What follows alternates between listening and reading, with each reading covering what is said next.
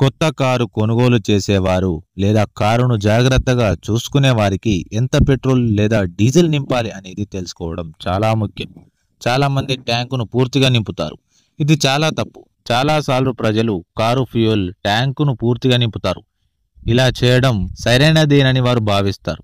ఎందుకంటే కారులో ఎప్పుడు ఇంధనం అందుబాటులో ఉంటుంది. దానివల్ల ఎక్కడికైనా వెళ్ళాలనుకుంటే ఇంధనం కోసం ఆందోళన చెందాల్సిన అవసరం ఉండదని అనుకుంటారు. కానీ ఇలా చేయడం సరైనది కాదు. దీనివల్ల మీకు లాభం కన్నా నష్టమే ఎక్కువ. అది ఎలాగో ఇప్పుడు మనం తెలుసుకుందాం. మీరు గమనించినట్లయితే చాలామంది పెట్రోల్ బంకుకు వెళ్ళి తమ కారు ట్యాంకును ఫుల్ చేయమని అడుగుతారు. ఇలా చేయడం కారును బాగా చూసుకుంటున్నామని వాళ్ళు భావిస్తారు. కానీ కారు ఫ్యూయల్ ట్యాంకును ఫుల్ చేయకూడదు. దీనివల్ల మీరు ప్రయోజనం బదులుగా నష్టమే కలుగుతుంది.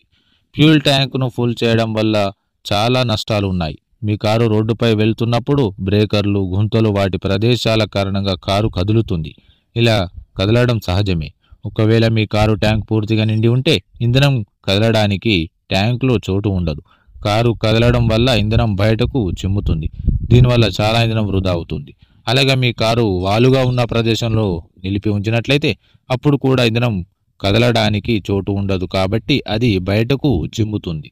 అదేవిధంగా ఇప్పుడు కారులో ఎంత ఇంధనం నింపాలి అనేది తెలుసుకుందాం. ప్రతి కారు ఫ్యూయల్ ట్యాంకు సామర్థ్యం వేరువేరుగా ఉంటుంది. మీరు కంపెనీ చెప్పిన పరిమితిని పాటించినట్లయితే ఎటువంటి సమస్యలు రావు. కంపెనీ సూచించిన దాని ప్రకారం మీరు కారులో ఇంధనం నింపవచ్చు. మీకు కంపెనీ చెప్పిన పరిమితి తెలియకపోతే మీరు మరొక మార్గాన్ని కూడా ఎంచుకోవచ్చు. మీరు పెట్రోల్ నింపుతున్నప్పుడు మొదటి ఆటో కట్ రాగానే ఇంధనం పోయడం ఆపమని ఉద్యోగికి చెప్పవచ్చు. ఇలా చేయడం వల్ల ఎటువంటి నష్టం జరగదు.